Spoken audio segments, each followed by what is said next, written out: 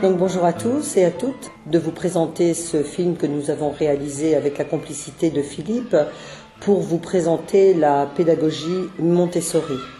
Nous tenons quand même à vous préciser que nous ne sommes pas une école Montessori, mais plutôt une école à ambiance Montessori.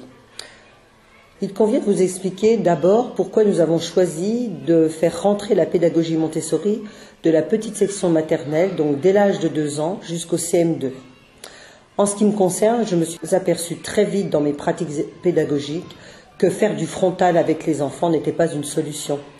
Car un enfant ne peut pas apprendre en même temps qu'un autre groupe la même chose à la même heure, puisque les intelligences des enfants sont différentes.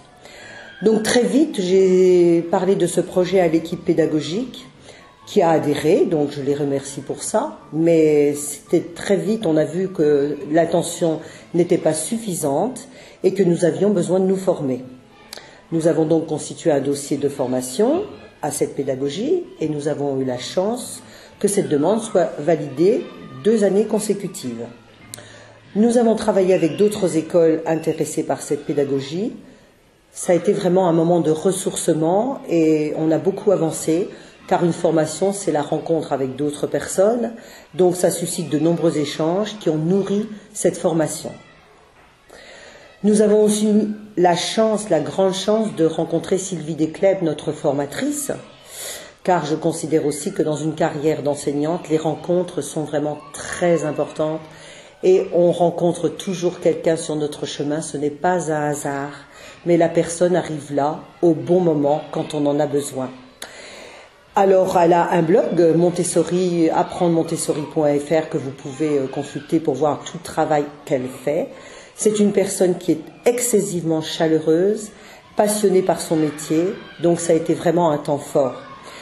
Elle a immédiatement su nous impliquer. Avec Sylvie, c'est du concret. Nous avons utilisé le matériel qu'elle avait apporté, comme le font ses élèves en classe, car même si elle est très au cœur de la pédagogie Montessori, elle est avant tout une enseignante. Alors, le matériel Montessori, qu'est-ce que c'est ? Qu'est-ce qu'on entend par matériel Montessori ? Il a été très bien conçu, de la maternelle jusqu'au CM2. Et avec ce matériel, en fait, l'enfant part du concret vers l'abstrait.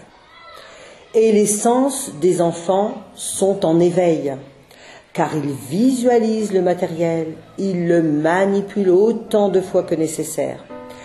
Car il est très important, dans un apprentissage pour un élève, de répéter, refaire les mêmes mouvements avec son corps, reformuler, redire, s'écouter.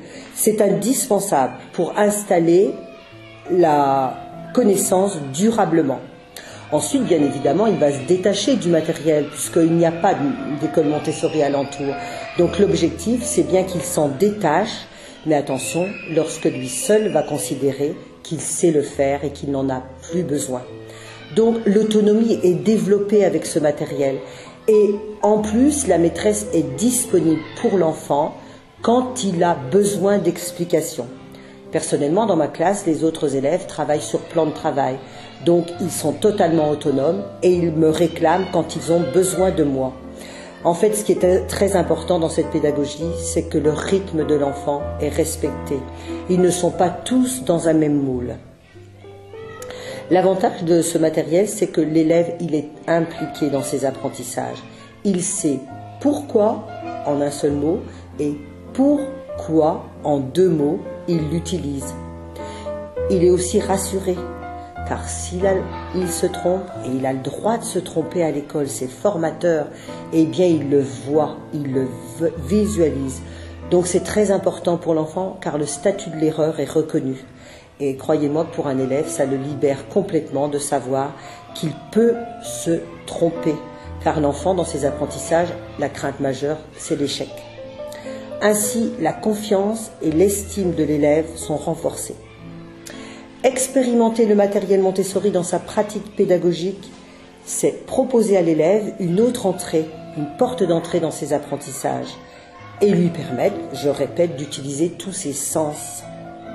Aller chercher le matériel dans l'espace classe, le voir, le toucher, retirer des objets, en ajouter, les répartir, il apprend en manipulant et la terminologie des apprentissages est concrète. Toutes ces manipulations sont nécessaires pour atteindre les objectifs qui sont fixés par l'éducation nationale dans les programmes, car bien entendu, nous suivons les programmes de l'éducation nationale. Lorsque nous observons les élèves, nous avons la conviction qu'il faut poursuivre et développer cette pédagogie Montessori. Surtout lorsqu'ils nous disent « ça y est, madame, j'ai compris ». En tant qu'enseignant, là je considère que j'ai tout gagné. Et je ne voudrais pas terminer ce témoignage sans remercier l'association de parents d'élèves qui a suivi notre projet et qui nous a vraiment aidés financièrement pour acquérir du matériel, du beau matériel. Et sachez que nous avons déjà pas mal de matériel Montessori et je voudrais remercier Maria Montessori.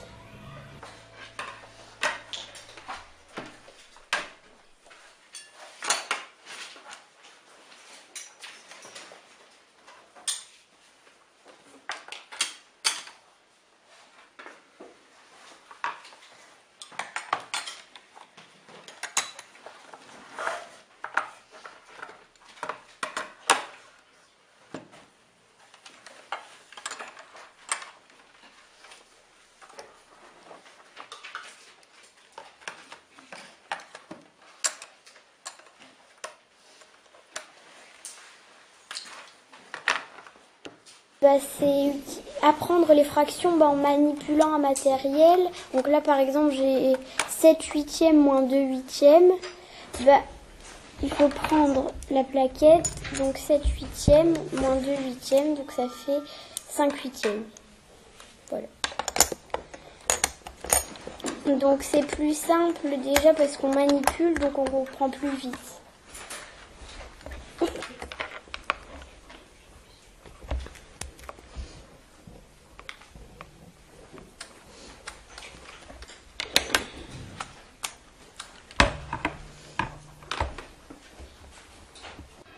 Catherine Cotenay, je suis enseignante en grande section CP. Vous voyez actuellement Anaïs en train de faire une dictée muette. Pour la dictée muette, Anaïs choisit une image, puis va chercher dans la boîte contenant les lettres mobiles, les lettres dont elle a besoin pour recomposer le mot. Tranquillement, à son rythme, elle place les lettres afin de recomposer ce mot, puis elle fait son autocorrection. Derrière l'image se trouve la réponse. Le mot est écrit.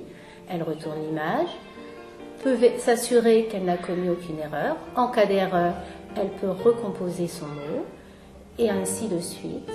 Ensuite, elle choisit d'autres images. Léane est en train de faire une addition avec retenue. Elle utilise pour cela le matériel Montessori également, bien sûr. Il s'agit de petites perles qui correspondent aux unités et de barres composées de 10 perles qui correspondent à la dizaine. Elle place sur son tapis, divisé en colonnes unités et dizaines, les perles qui composent chacun des nombres, puis les déplace vers le bas du tapis afin de réaliser son addition. Comme il s'agit d'une addition avec retenue, lorsqu'elle trouve 10 unités sur le bas de son tapis dans la colonne unité, elle les convertit en barres dizaines. Ainsi, lorsqu'elle retranscrit sur le papier, elle sait exactement pourquoi elle a procédé de cette façon et pourquoi elle écrit ainsi le résultat. Les bases ainsi sont solidement ancrées. Les enfants savent pourquoi ils agissent et progressent ainsi de manière autonome dans leurs apprentissages. Madame Eugénie, enseignante en toute petite section, moyenne section. J'ai choisi la pédagogie Montessori dans la classe car elle développe l'autonomie, le sens des responsabilités et la volonté chez l'enfant. En classe, nous travaillons autour de 4 domaines, la vie pratique, la vie sensorielle, le langage et les mathématiques. Donc pour la vie pratique, par exemple, nous avons des cadres. Donc ceux-ci vont permettre à l'enfant d'apprendre à s'habiller seul. Nous avons un autre matériel qui est le miroir, où l'enfant apprend à nettoyer le miroir. Nous avons ici un matériel de vie pratique où l'enfant s'exerce à faire des versets. Le matériel Montessori est du matériel esthétique, cassable. Ensuite, je vais vous parler du domaine sensoriel. Nous avons des boîtes à sons. L'enfant doit retrouver les sons identiques et il peut se corriger avec les numéros qui se trouvent en dessous des boîtes. En langage, nous avons entre autres des images et des thèmes en fonction des projets qui sont travaillés en classe. Ici, nous avons les images concernant les métiers, les images concernant le corps, concernant les couleurs. Et enfin, je vais vous montrer du matériel mathématique, des petites barres bleues et rouges, voilà, qui permettent à l'enfant d'apprendre à compter de 1 à 10 avec les chiffres qui sont associés, qu'il doit placer en dessous des barres. Nous avons également ici un cube de géométrie que l'enfant doit reconstituer. Voilà, nous avons d'autres matériels dans la classe. L'enfant expérimente librement le matériel, c'est lui qui le choisit. Il peut répéter le matériel autant de fois qu'il le veut, après que la maîtresse lui ait présenté le matériel. Grâce à cette pédagogie, l'enfant va devenir autonome et va surtout prendre confiance en lui.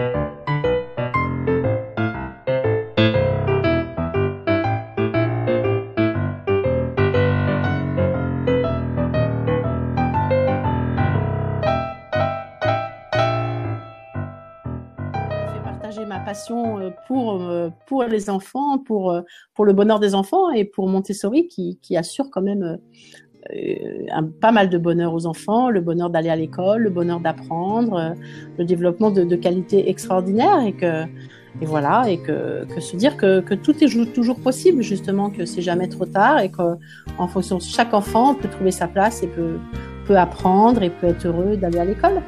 Ça, je pense que c'est vraiment, vraiment, vraiment très important. Voilà. Et puis, comme ça, je pense qu'on développera un monde aussi avec des enfants plus tolérants, plus confiants et un monde où il y ait plus de paix, moins de violence, moins de jalousie, moins de tout ça. Et plus de tout ça, plus de bonheur. Voilà. Parce que pour moi, la chose la plus importante, c'est de donner le bonheur à ces enfants sur le chemin vers la vie d'adulte.